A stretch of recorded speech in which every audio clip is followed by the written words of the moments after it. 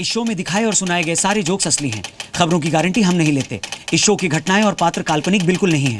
इनका किसी भी जीवित या मृत व्यक्ति से पूरा का पूरा संबंध हो सकता है, क्योंकि हमने रखा ही है। इस शो में दिखाई गई बातों से अगर आप आहत होते हैं तो ये आपकी पर्सनल प्रॉब्लम है। हम या चैनल किसी के पर्सनल मैटर में टांग नहीं अड़ाते। इस शो की शूटिंग के दौरान इंसानों को छोड़कर किसी और जानवर पर कोई अत्याचार नहीं किया गया है।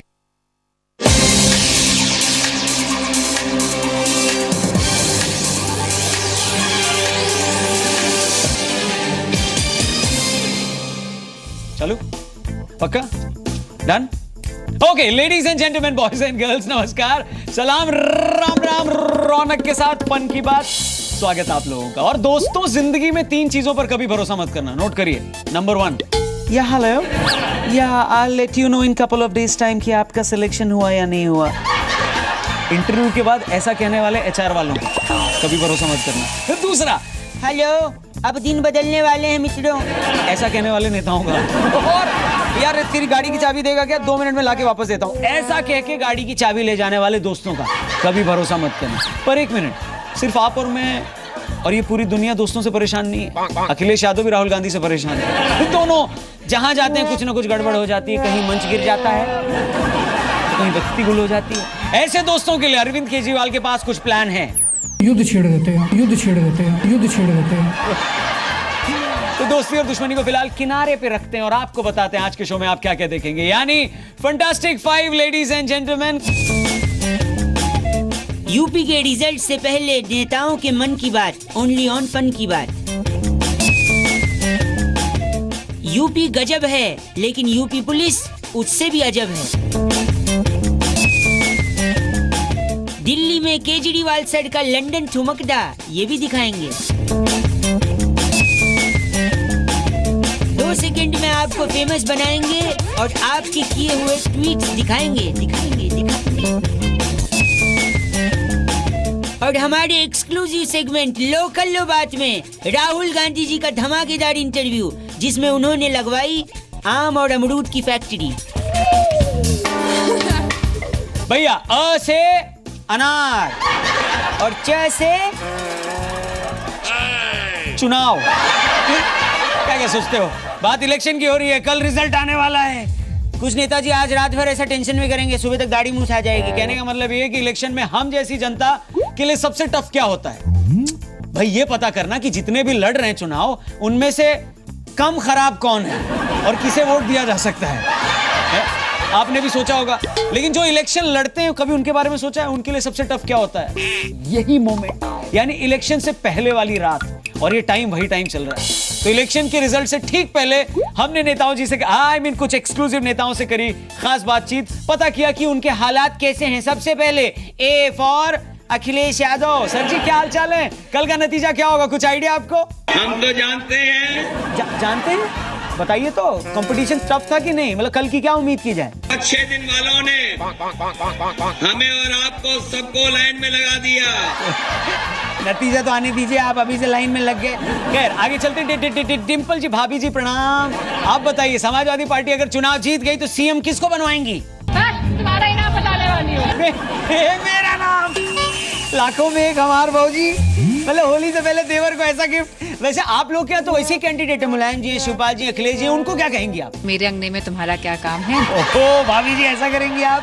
वैसे मेरे को सीएम नहीं बनना है, बस चैनल वाले 1500 पर एपिसोड का 1700 कर दें, मैं उसी में खुश हो जाऊंगा। अच्छा, बहू रानी जी को आप परेड करते हैं और ससुर जी के पास चलते हैं। नेताजी नमस्कार, किसकी सरकार बन रही है? और बताइए, रिजल्ट आ रहे हैं, आपके कैंडिडेट्स का क्या होगा? और सबकी जमानत जब तो फिर आप उनको क्या कहेंगे?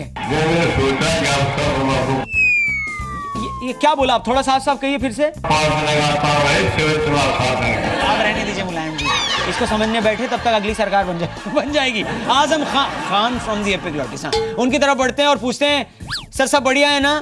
इलेक्शन तो हो गए, रिजल्ट आने वाले हैं, रिजल्ट से पहले आजम खान क्या करेंगे? हम भी बच्चे पैदा करेंगे।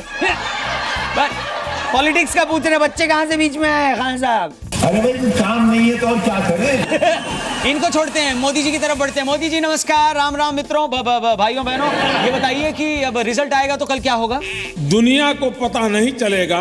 कैसे पता नहीं चलेगा? जी न्यूज पे कल सुबह से लाइव चल जाएगा सबको। ये क्या कह रहे हैं आप? ये गुजरात के लोग भली भांति जानते हैं। अरे मोदी जी इलेक्शन यूपी में है, आप गुजरात की बात कर रहे हैं। यूपी के रिजल्ट कहाँ जाएंगे? भाड़भूज में।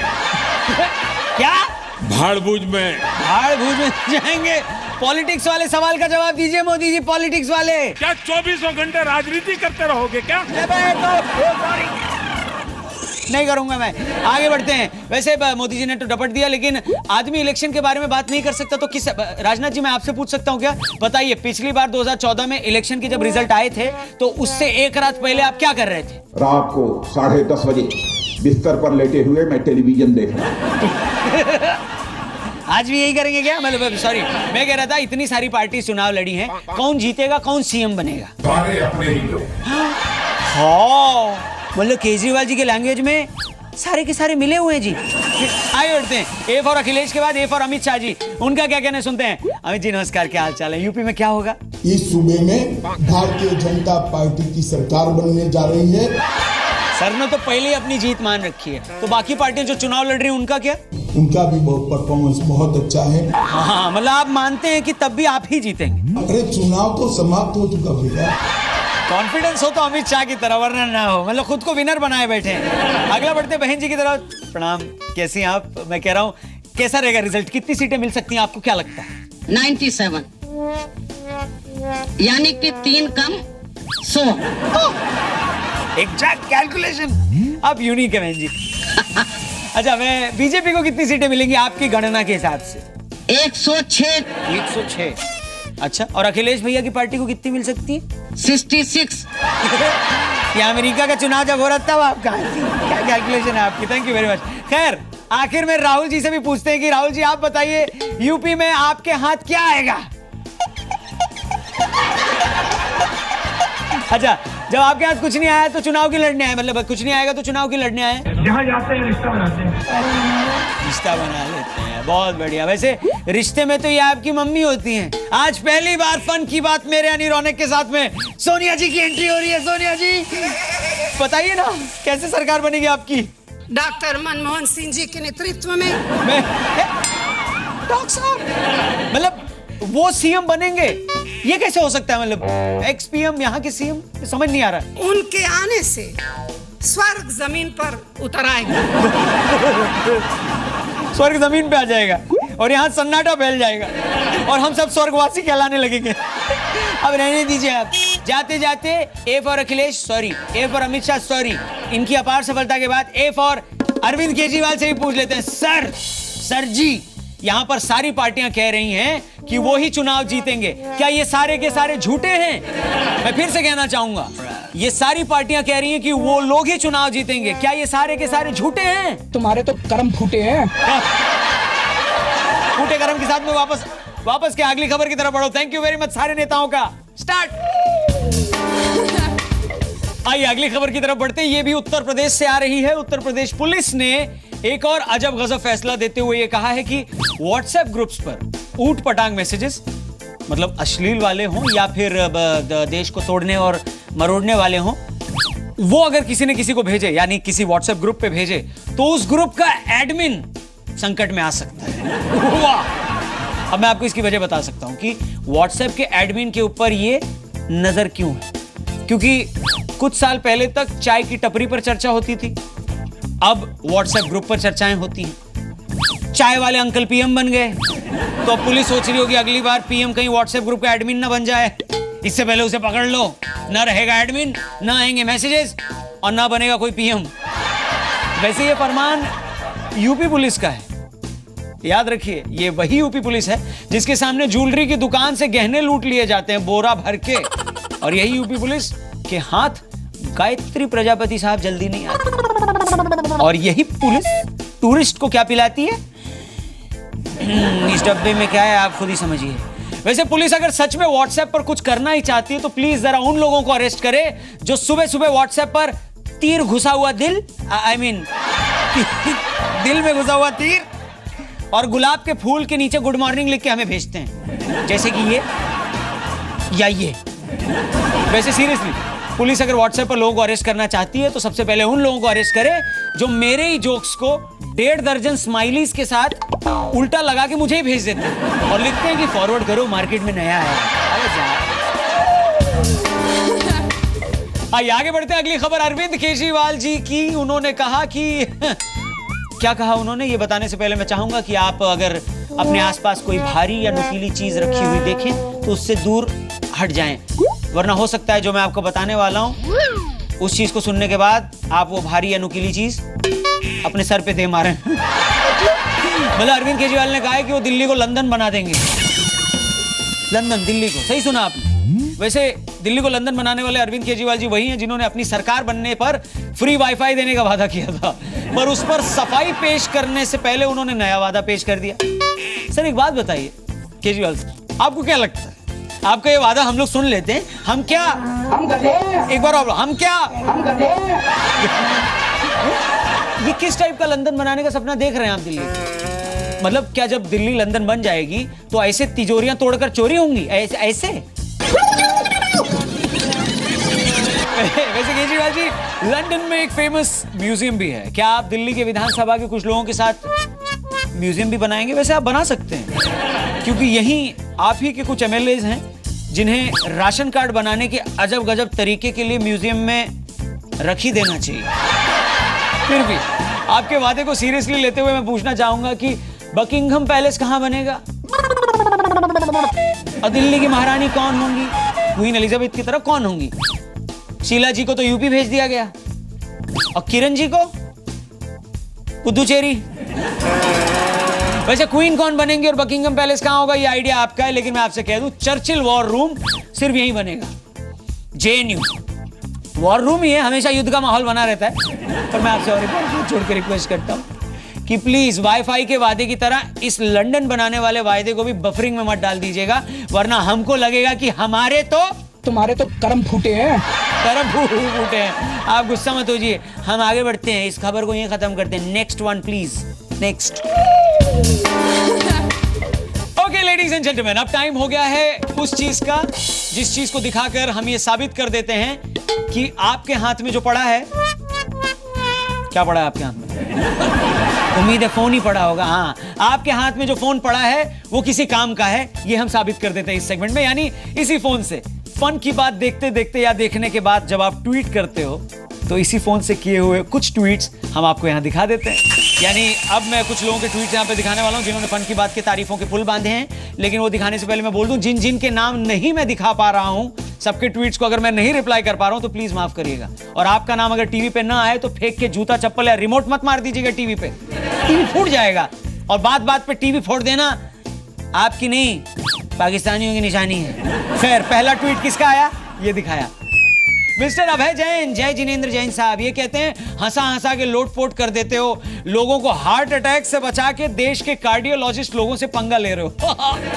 सर कार्डियोलॉजिस्ट से मैं क्या पंगा लूंगा, मैं खुद रेडियोलॉजिस्ट हूँ। मतलब बहुआ सुना है ना आपने। वैसे thank you very much tweet करने के लिए। अगला ट्वीट अमिता गुप्ता जी कहती हैं कि उन्होंने मेरा शो पहली बार देखा। कहाँ रह गई थी आप? पहली बार, और उन्हें काफी मजा भी आया। वैसे मैंने अमिता जी की प्रोफाइल को चेक किया तो पता चला कि इन्होंने स्विट्जरलैंड से मैसेज किया। स्विट्जरलैंड से मेरा बचपन का सपना पूरा हो गया अमिता जी। मतलब स्विस बैंक में मेरा अकाउंट तो नहीं है, लेकिन स्विट्जरलैंड के एक अकाउंट से कम एक ट्वीट तो आ गया।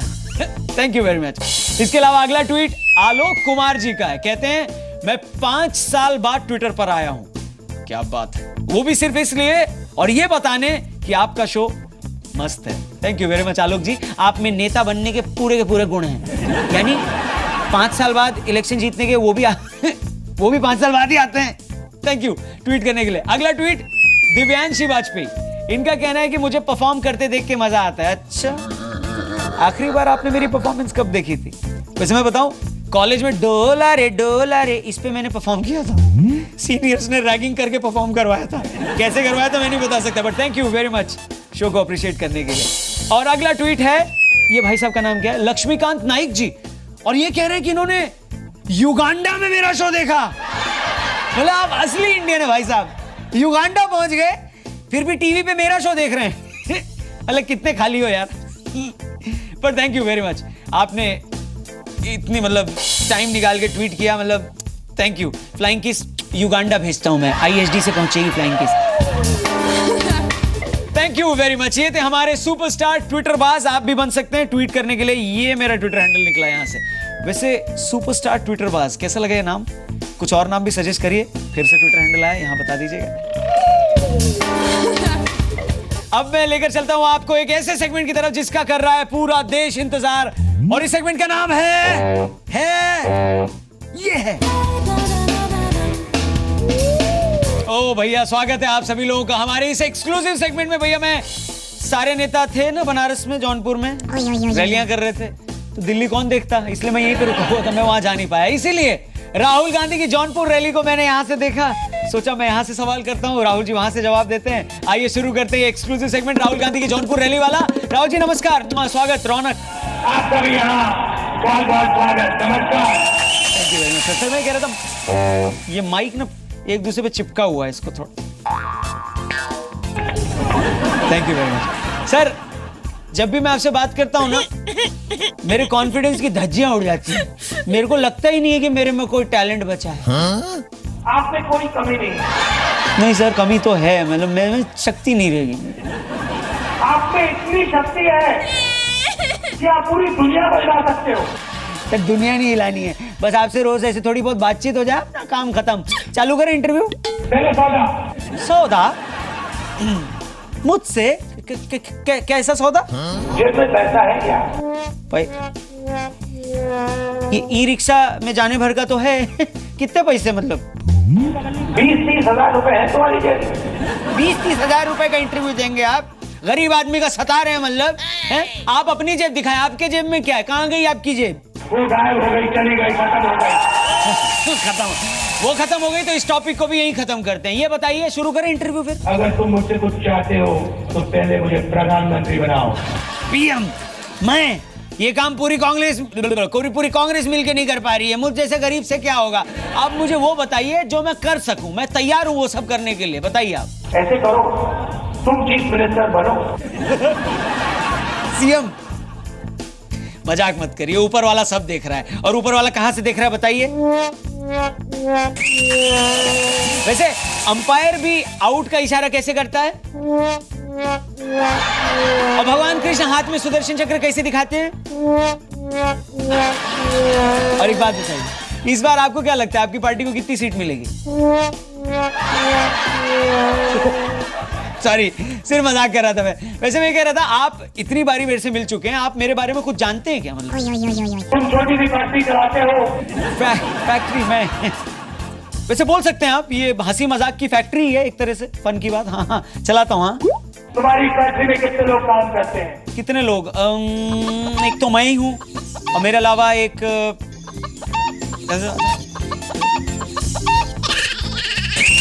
ये भी है ना, है ना, चमेली का तेल। एक ये भी है। 10 लोग काम करते हैं। 10 मतलब हम दोनों 5-5 के बराबर हैं ना? हाँ, शर्मा नहीं, अपने ही हैं। हाँ, 5-5। ठीक है, तुम्हें बैंक लोन की जरूरत है? बैंक लोन की जरूरत है? जरूरत है। हाय, तेरे को क्या जरूरत? कितना पैसा चाहिए? 20 लाख। कितना चाहिए होता है 20 लाख में? 20 लाख मांग रहा बउआ, 20 लाख। ठीक है, हम तुम्हें 20 लाख रुपए फैक्ट्री के लिए देंगे। ये क्या होता है? ये बात करिए, 20 लाख मिलेगा तो फैक्ट्री में हम उगाएंगे क्या? ये क्या उगाएंगे? इलाहाबाद का अमरूद।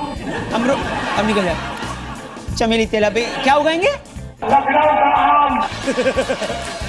सर ये आम और अमरूद है, आलू नहीं है जो आप फैक्ट्री में उगाइएगा। वैसे अगर हम फैक्ट्री में आम उगाने की बात कहेंगे ना, लोग गरिया देंगे, हम बहुत गाली देंगे। और अच्छी चौचक गाली सुननी है तो कहाँ जाएं? कानपुर जाइए। कानपुर? मतलब कानपुर की अगर किसी ने एक बार गाली खा ली तो? एक बार किसी ने खा लिया उसको कभी भूल नहीं सकता है। कभी नहीं भूल सकता। सर भूलने से मेरे को याद आया, मैं भी नहीं भूला हूं कि आपने पिछली बार ओबामा के घर मेड इन मिर्जापुर का कालीन बिछवाया था। इस बार आप क्या करना चाहते हैं?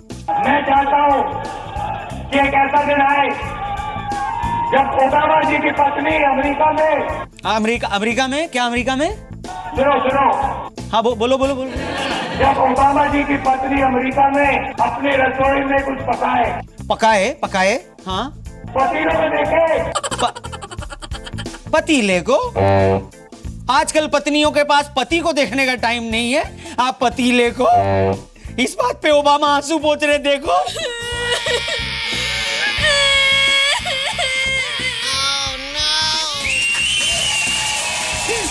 खैर, पतीले को देख के क्या और कहे कि बहुत अच्छा सुंदर पतीला है। हाँ, पतीले में सुंदरता सिर्फ राहुल जी देख सकते हैं। ठीक है, पतीला बहुत सुंदर है, फिर उसके बाद क्या करेंगी? और पतीले के नीचे देखे मेड इन जौनपुर उत्तर प्रदेश।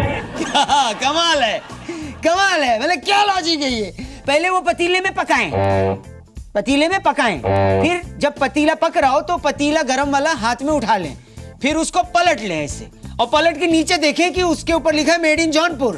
तो जब पतीले में जो पक रहा है वो नीचे गिर जाएगा ना कालीन पे, मिर्जापुर के कालीन पे, और जब खाना गिर जाएगा तो ओबामा जी क्या खाएंगे? ओबामा साहब आम खाएं। ये क्या बात है सर, ये सोच कैसे लेते हो आप? कहाँ से, मतलब मैं समझ नहीं पाया। समझो, सोचने का तरीका समझो। यही कह रहा हूँ, ये तरीके के ही पैसे हैं, वरना सब एक जैसे हैं। वैसे आप रहने दीजिए सब। ये बताइए, अखिलेश भैया ने नेताजी को साइड कर दिया और क्या कहा? तुमको रिटायर कर दिया, कहा तुम बैठो मजे लो। मजे लो? कैसे मजे लो? कहाँ के मजे लो? किसके मजे? सॉरी, आप ये बताइए, मुलायम सिंह यादव जी की लाइफ में इस वक्त सबसे बड़ा टेंशन कौन है? उसका बेटा। ठीक है, सोनिया जी की लाइफ में सबसे बड़ा टेंशन कौन है? उसका बेटा। हीरो था ना जितेंद्र, सफेद पैंट और सफेद जूता, उनकी लाइफ में? उसका बेटा। और अमिताभ बच्चन की लाइफ में? उसका बेटा। और मेरे बाप की लाइफ में? उसका बेटा। बेटा खत्म, यही बेटा आपसे कह रहा, इंटरव्यू खत्म। Sorry, cut. Okay, thank you very much. बहुत शुक्रिया आप लोगों का इस शो को झेलने, देखने के लिए। और अगले शो में जल्दी मुलाकात होगी। लेकिन चुनाव के चाहे जो भी नतीजे हो, मैं आप लोगों से कहना चाहता हूं, प्लीज उनको दिल पे मत लीजिएगा, हैं?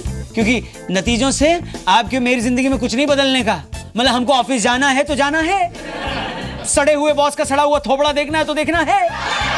हो सकता है आपका सड़ा हुआ बॉस इस वक्त ये शो भी देख रहा हो। हाय बॉस, हाउ आर यू? इसलिए मैं कहता हूं, हंसने के लिए जो 20-22 मिनट हमारे साथ मिल जाते हैं, उसी में हंस लीजिए, क्योंकि किसी महान शख्सियत ने कहा है कि चुनाव तो 5 साल में एक बार होते हैं, हंसी तो रोज आनी चाहिए, है कि नहीं?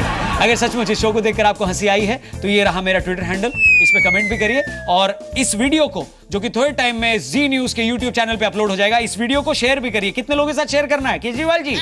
इस क्लिप को आप अपने 10 दोस्तों को जरूर दिखाइए। 10 लोगों के साथ। Thank you very much, love you, take care, bye and Jai Hind. एक सेकेंड, जाने से पहले एक चीज रिवील करूं मैं। इतने टाइम से आपको मेरे इस कोट पे लगा हुआ ये जो पॉकेट स्क्वायर लग रहा था, एक्चुअली पॉकेट स्क्वायर नहीं है, ये टिश्यू पेपर है। Bye bye. नमक कम है।